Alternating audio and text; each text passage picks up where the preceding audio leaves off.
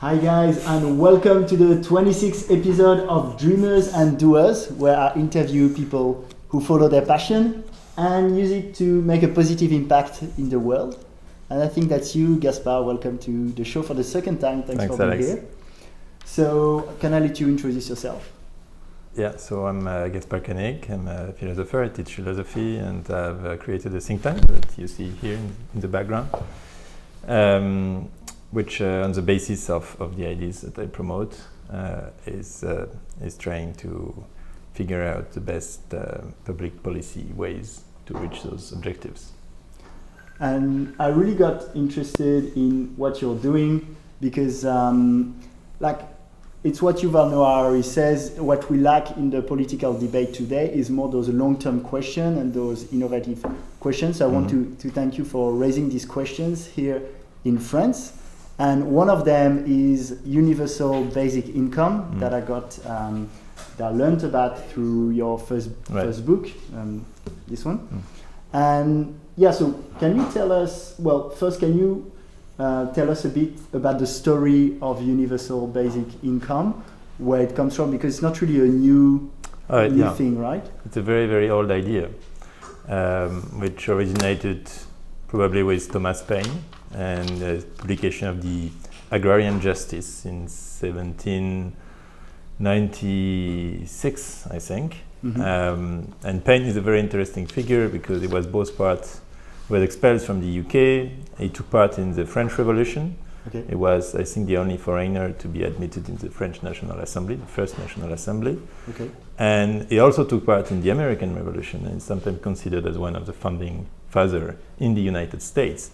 And so he has this dual culture, if you want, which is very much reflected in his idea of a basic income. Because from Rousseau and from the French side, if you want, he understands that progress and the start of the Industrial Revolution is creating a lot of inequalities. Yeah. And people are losing their natural share of the common heritage. But on the other hand, he's also a heir of John Locke, and he understands that people who create, who innovate, who add value to the world deserve that appropriation, if you want. And so he distinguishes natural property, which is a property that is given by birth, if you want, to all of us, because we share the same common resources, and this sort of artificial property that we create through our innovations, through our work. And that is also legitimate.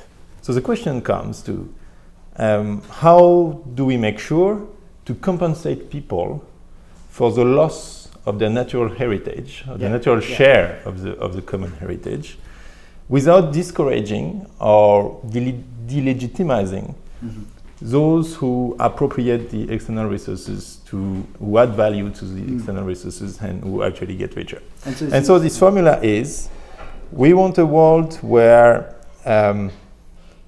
it's fine that people make a lot of money as long as nobody gets poor in consequence of that. Yeah. And so the basic income is this ultimate redistribution tool, which is not supposed actually to limit inequalities, but it's supposed to abolish extreme poverty, to make sure that this sort of natural share of the common heritage we all get. And then from that basis, anybody who wants to make more, anybody who wants to add value, is welcome to do so. Right? So, and in the when you jump to a very contemporary thinker, Philippe van Parijs, he has a notion which I think is very appropriate to basic income. He mentions envy-freeness, something that the ultimate aim is to make you free of envy. So it's not the inequalities that disappear, it's the very idea of an inequality. As you are making your own life, as you have the minimal material means to ensure that you can follow your values, your way of life, then the idea is that there should be that there is an inequality. I mean, an inequality implies that you have a common framework, common set of values, and in that particular case, money, right? If you are able to choose your own set of values, then there is no inequality any longer. There is just diversity, and people choosing different ways of life. Mm-hmm. And basically that boils down to what Paine was saying in a way. So you see it as a very, very long philosophical history. It's not new at all. It's been revived in the 60s by Milton Friedman in Capitalism and Freedom in the form of a negative income tax. We can discuss that longer, but it's basically something very similar to a basic income. And maybe we should also make sure that everybody understands what basic income means. So if we were to give a very, very minimal definition that everybody would agree on, is something that is not means tested, so everybody gets it, whether you're poor or rich or whatever. There is no condition. And it's individual, so it's not given to a family, it's given to a person. Yeah. And it's universal in the sense that you're not asked to do anything in exchange. Right? There is no compensation, there is no requirement which is attached to this amount, which is the same for everybody, and which at least should cover basic needs. Yeah. And that's because philosophically, I think it's very important to say that philosophically you have a right to it, and it's not, which is sometimes, with welfare, you think, why would you pay someone who doesn't do anything? But it's like as you said, your common share of the natural resources. Yeah, and Thomas Paine, who was very much influenced by the French Revolution, as we said, considered it was the last right of man. You have the right to free speech, then ultimately you should have the right to live, in a way, and to get that minimal amount that allows you to actually survive decently in a given society. But then clearly it also implies that work cannot be considered any longer as the ultimate social value. Because if work is the ultimate social value, then your objection still holds, right? And you can ask, well, why would you give somebody something if he doesn't do anything? And that's the argument of Fan Paris, the same Fan Paris I was mentioning in a book on the surfers in Hawaii. Said why should sorry, what's his name? Rawls, the big philosopher, John Rawls, the big philosopher of theory of justice, had this objection against basic income, and he said to Fan Paris, what should surfers be fed? And so Fan Paris responded in a book why surfers should be fed. And the idea is that, of course, let's assume that they don't contribute anything to society. They just do their little surf in their little corner of the world, and they never interact with the rest of society. They're totally selfish, they're totally individualistic. But the idea of the basic income is that the ultimate purpose of the civilization process is to make individuals as autonomous as possible. So if we are certain that by surfing all day long, they really feel they have fulfilled their life and their own objectives, then that's a success. That's a success for human civilization. And that should come before the idea of, so basically the dialectic is the following, is that society exists and should deploy the necessary means for individuals to get independent from society. And if you take the sort of global history from primitive communities to nowadays, there is this very long movement of emancipation. In primitive communities, you're part of the group. It's very, very cohesive. You cannot escape. And with different revolutions in the UK, in France, in the US, the idea was more and more to give personal rights to the individuals, to make sure they could leave their own family structures, for instance, or the feudal structures and so on. And now that, possibly the ultimate, the next step in this process is to make sure you can live alone and you have enough to live alone. And that's society's duty to make sure you can live alone. And then there are different types of basic income depending on some that are more adding to a welfare if you're sick, for example. Like what are usually the different ones? Because let's say if I'm sick, do I get an additional cover in general? Well, no. The idea of the universal basic income is that it's flat. It replaces all welfare. Well, then it depends. Now we are getting into the specific and the details of how you implement it. And so what we do in my think tank is that on the basis of the big picture idea that I just described, then we have economists to work out how that we could do it today in France. And there, of course, I mean, if we want to do it now, given the political, economic, legal conditions, it's much more modest than what I just described. And you need to certainly keep a number of the current structures in place, so it doesn't replace everything.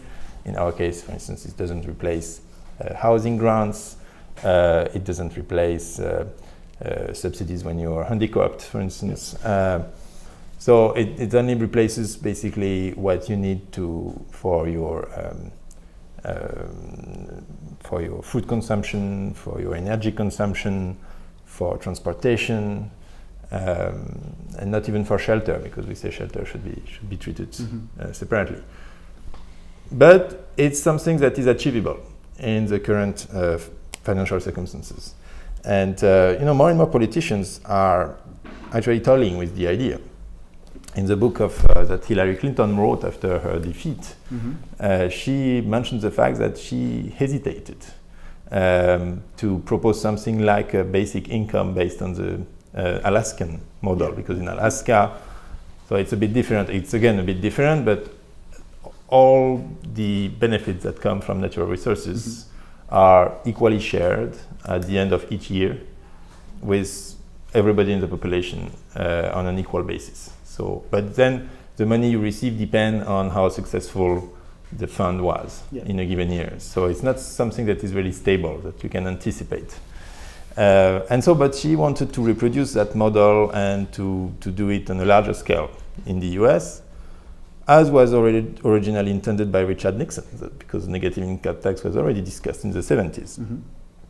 And so she hesitated, and then she saw that the numbers didn't square, that it was not financially sustainable, and so she gave up, and she expressed her regrets for doing so. And she thought, and I think it's part of the political equation that liberals or centrist parties have to promote their own radicality in the face of populism. We have to be radical as well. And so that sort of idea is something we have to seriously put on the table. So Hillary Clinton was tempted and told with it. In France, a number of politicians have expressed their interest, at least, for the question. Our president recently announced a sort of basic income, but it's not a basic income because it's still very conditional, but use the expression which shows that it's something that's clearly progressing. And that's progressing now and why is it progressing now and not 2 centuries ago when Paine was writing? Well, first of all, because our social systems are already well developed. And in fact, I mean, at least in France, we have so much redistribution already that we could do it by channeling the funds differently, but not increasing significantly the fiscal pressure, for instance. So the money is already there, if you want, which was clearly not the case 2 centuries ago. You could even reduce it if you simplify a lot. Yeah, possibly, but it's still very costly. I mean, but at least could be neutral. And then also politicians are worried about job disruption due to technological innovation. Personally, I don't think it's a good argument for basic income, but clearly it's an argument that is now widely discussed, and that explains why basic income is so popular nowadays. And why do you think it's not a good argument? You don't really believe in the fact that some people will struggle to find jobs in the near future? Well, I certainly believe that people will struggle because there will be a transition, new jobs will be created, and you will need to adapt to jobs incorporating a lot more AI, a lot more technique, and so the job market will clearly change. And that transition will be extremely painful and probably explains also why people feel such a discomfort in their lives, in their jobs today. But I don't buy the idea that it will replace human work. And when you ask economists today, most of them are still holding a very Schumpeterian view that it's a process of creative destruction, that we don't know what comes out of it, but if you see the country with the less unemployment today are the countries where robotization is most widespread. Yeah. So there is in fact a correlation with adding robots in the system and finding jobs for local people. Mm-hmm. So I'm not worried about the disparition of human work, also because I think AI will remain narrow AI mm-hmm. for the decades or the centuries to come. We're still far away from all-encompassing general artificial intelligence. And so in that case, this narrow AI doesn't have what Yann Lequin calls common sense, so it cannot have its own representation of the world. And in any job, you need that sort of representation of the world. You need to be able to associate factors that are outside the very specific scope of what you're doing, because you need to take into account mm-hmm. External influences. And that goes for radiologists, that goes for truck drivers, it goes for a lot of professions that are supposed to be threatened, and I don't think they are, right? I think they will change, but I don't think they will disappear. So, and also in the Silicon Valley, they are making that argument of job displacement and basic income because they are afraid. They are afraid by the consequences of their own innovation, of their inventions. And they are afraid for themselves. They are afraid that they will lose their head because there will be an uprising. They are afraid of the revolution of the people. And that's why they want to sort of quell all those fears with some form of general subsidy. So I don't think, from a moral point of view, I don't think it's the right argument. I think it's an argument based on fear and not on hope. Okay. And just to precise, usually when we talk about universal basic income, it's on the national level, at least for now. Yeah. That's a good question, actually. Yuval Harari is making that point in his most recent book, that when we speak of universal, it should be really universal, meaning global. Problem is, first of all, the socio-economic systems are still very different from one country to another. So even in Europe, for instance, when you compare UK, France, and Germany, which are countries that are, of course, very, very close by their common history, by geography, by values, and so on. And when you look at the specifics of what UBI could look like, you feel enormous differences. So it's almost impossible to have a common proposal when you look at the details, because our systems are so different, so deeply different. So culturally, nation states are still very important in the way our socio-economic systems work. So I don't think how you could align everything to have, all of a sudden a global UBI. The second point is that, of course, levels of income are still very different from one country to another. Even in Europe, between France and Romania, for instance, it's from 1 to 5. So what will be the minimal? I mean, how will you assess the minimal amount? Yeah. That is. So you need to take into account that UBI will allow you to decently survive in a given society, and that the level depends on which society you're in, and rightly so. So as an objective or as a horizon, sort of global UBI makes sense, clearly. But as we are ourselves involved in a more daily public policy work, I don't think we need to get into that for now. Yeah. And can we go back to the truck drivers? So when you say you don't think that there would be like the job would adapt, so it's pretty likely that in 10 years, for example, there would be automated trucks that drive better than trucks. Yeah, but let me tell you something. So it's a long story, but I went to Washington. I met with the French ambassador, and he told me, "Oh, that's very worrying, the situation of truck drivers, because there are 5 million truck drivers in the U.S. So if they lose their job tomorrow because of autonomous vehicles, then what will they do? Right? They'll be unemployed." So I went to the Truck Drivers Association, which was a few blocks away, because everything is one square mile in Washington, which is very convenient. And I just knocked on the door unannounced. And so I was welcomed by the chief policy executive of the Truck Driving Association. And we had a conversation for 1 hour. And I asked him, "Are you worried about the end of work, right, in your profession?" And he was not at all. And as always, when you get into the detail, into the specifics of a given profession, you see how more complicated things are. First of all, you already have automated system for trucks, like, for instance, but not fully automated, but for instance, to stay in your lane, or platooning, to follow one truck and so on. And they are only adopted by 15% of the trucks, meaning that the adoption curve of those technologies is still very slow and gives you years, if not decades, to adapt. But then let's imagine that we really have a fully autonomous truck. It will start with the interstate, right? When there is just a straight road and you just have to follow your lane. But then you will need one pilot to take the truck from the starting point of the journey to the interstate. Yeah. And we need one other pilot to take it from the interstate to the arrival point. And then you will need probably somebody when the truck goes through areas with students or schools or complicated cities, you will need somebody to supervise. And then you will need somebody on top of it to make sure that the process is smooth all through. So in fact, you're creating 4 jobs. So there are different jobs. But you see that you are reinventing a profession, but you still need that human work because you still need that common sense because you are still in a very complicated environment where the machine just cannot technically take into account every possible situation. So and also you grow a market. When in planes there used to be 3 pilots. With the progress of techniques, we only needed 2 pilots, so 1 down. And guess what? The number of pilots has increased because the market of airplanes and aviation has boomed. Right? And the fact that there were less pilots allowed that market to actually swell.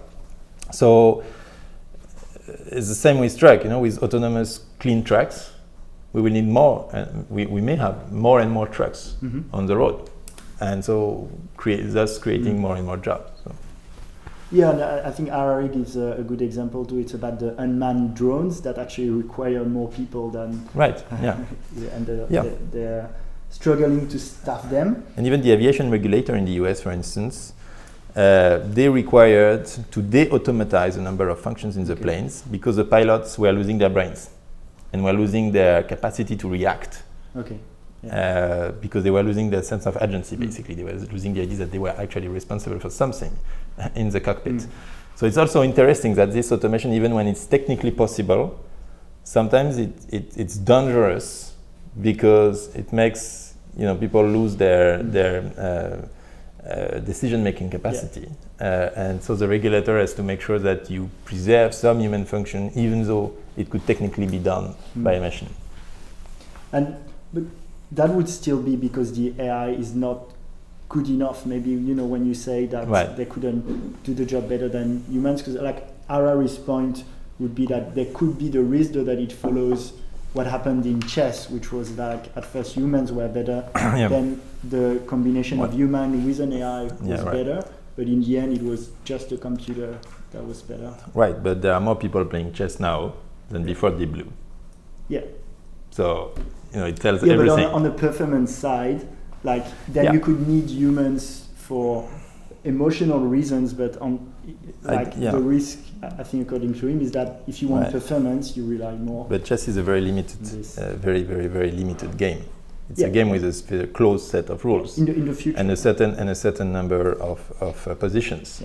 So, and again, we come back to this idea of common sense. Right? In chess, you don't need a representation of the world to be good at chess. You need to understand what's happening in the room. You just need to understand the rules on the board. It's a limited. It's very limited. It's extremely limited. You could see as a limited common sense. And then there are, for instance, physicians who explain that in order to process all the information that happen in 1 cube meter, you would need more energy than the universe can produce. So we don't realize that the number of data we produce and we can crunch is actually very limited compared to a full representation of the world. So I don't see that. I mean, again, your topic was UBI, and I'm not so expert in AI and stuff. But my spontaneous reaction would be that. Okay, but obviously it's related because it makes more sense, I guess, to get a universal. But again, as I said, I think it's a wrong argument, and I think you can have an argument on basic income, regardless of automation, regardless of the technique, as Spain was making 2 centuries ago. And that this argument is really fundamentally based on your conception of individual freedom and whether you want people to be able to be autonomous or not.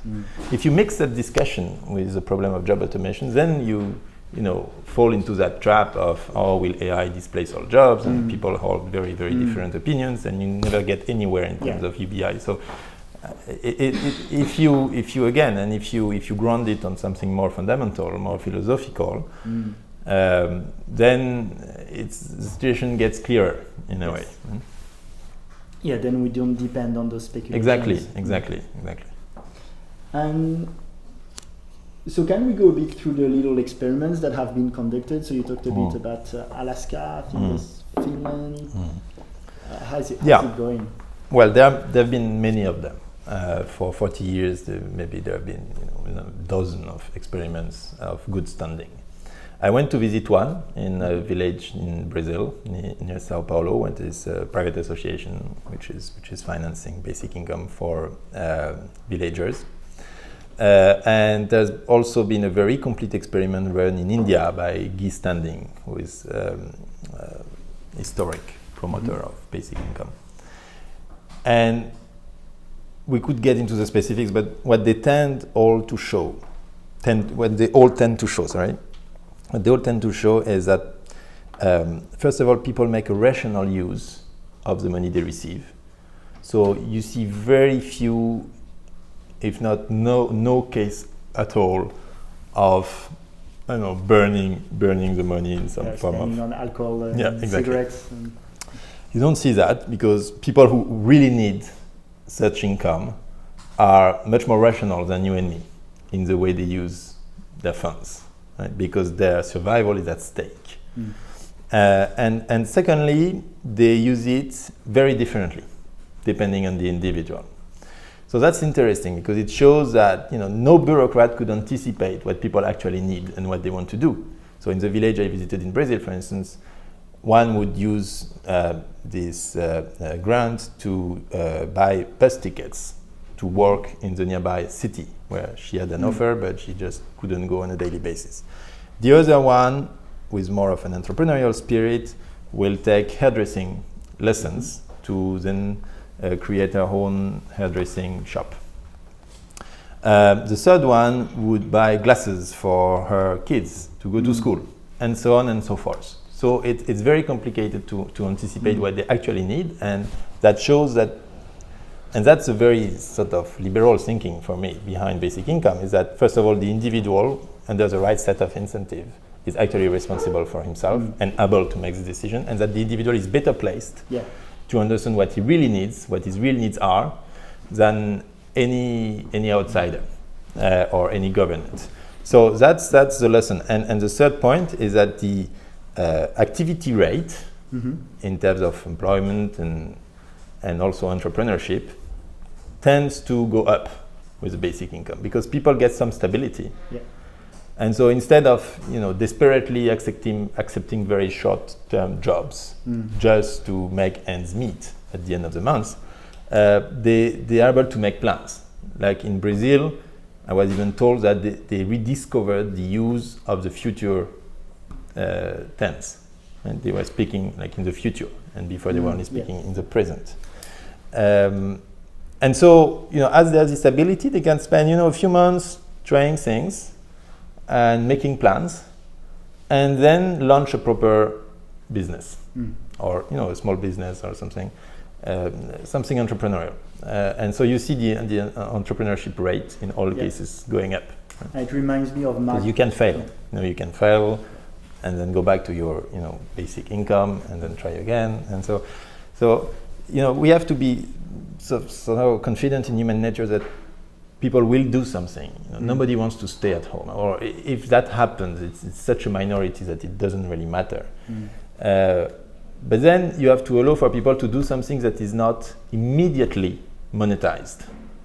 They have to try and by trial and error find something that actually suits them, and that may be not monetized ever. They could be very happy being in altruistic mood and participating into charities and collective projects. Most of them, I think, are not, and they will try to make a living for themselves. But again, they will try. They will.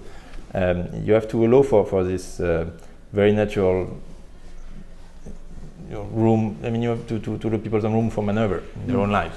Well, Mark Zuckerberg, who's a big proponent of UBI, said clearly, couldn't have done Facebook if I didn't have the financial security to do it and not monetize it for a while. Yeah, and of course, on another scale, the lady taking a hairdressing courses is exactly in the same situation. Without the UBI, she couldn't have done that. She would have to be a cleaning lady for the rest of her days because she didn't have the time to actually try another way.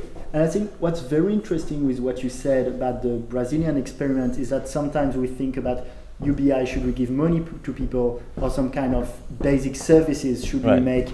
So for example, here the example would be transportation, education and health. Should we make these free, and you'd rather let people choose what's important to them? So the idea, Fund Paris is addressing this issue all the time, and the question is whether you provide your basic income in cash or in kind. And you could say, there are some forms of very universal services that everybody needs. For instance, clean air. We all need clean air. So it might be reasonable that government is providing is doing the environmental regulation and serve you for that. Clearly, education is having so many positive externalities that possibly education should also be free and available for everybody. But then for the rest, including healthcare, you could trust people to make their own choices, and they will have clearly. You make available the money to actually finance your healthcare and go to your private insurance scheme or whatever. But if you want to arbitrate against something else, that's up to you as well, right? And that makes people, that develop their sense of agency, that actually makes them more responsible because they know that they have what's necessary to do those choices, but then it's up to them. Well, thank you so much, Gaspard, for doing this interview, and we'll be very curious to know how it's going with the new experiments of universal basic income that we can listen to a little bit. So you're the founder of the think tank GenerationLibre. What are just quickly the main topics at the moment you're talking about? So we have a very substantial initiative on data ownership and why you should grant proper property rights on personal data, and people should have the possibility to trade or not their data according to ownership rules. Yeah, and that's definitely something we don't talk about that much in the public political space, but again, it's starting again in the US. It's widely discussed, so something that's getting bigger and bigger by the day. Thank you, Gaspard. Thank you, Alex. And thank you to everyone who followed the interview. And thank you again. I'll speak to you soon. Bye-bye.